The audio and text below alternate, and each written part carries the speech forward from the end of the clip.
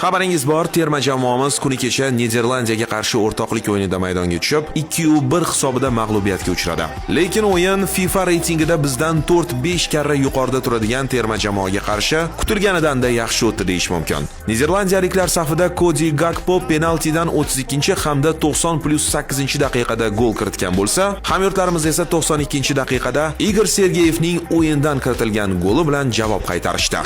Bu hali hammasi emas. O'zbekiston milliy terma jamoasi ushbu o'yindan so'ng Niderlandiyaga qarshi yopiq eshiklar ortida ikkinchi nazorat uchrashuvini ham o'tkazdi. Jamoamiz safida Azizbek Omonov hamda Avazbek O'lmasaliyev raqib darvozasini ishg'ol qilib, O'zbekistonga muhim 2-1 hisobidagi g'alabani ham qo'lga kiritdi. Shunday qilib, bir kechaning o'zida Niderlandiyaga 2-1 hisobida mag'lub bo'lib, 2-1 hisobida ularni yutishga ham erishdik. Faqat ikkinchi bahs 45 daqiqadan emas, balki 30 daqiqadan davom etadigan ikkita taymdan iborat bo'ldi. Siz Niderlandiyaga qarshi bahsni ko'rdingizmi? Qanday baho qo'ygan bo'lardingiz hamyurtlarimizga? Izohlarda yozing.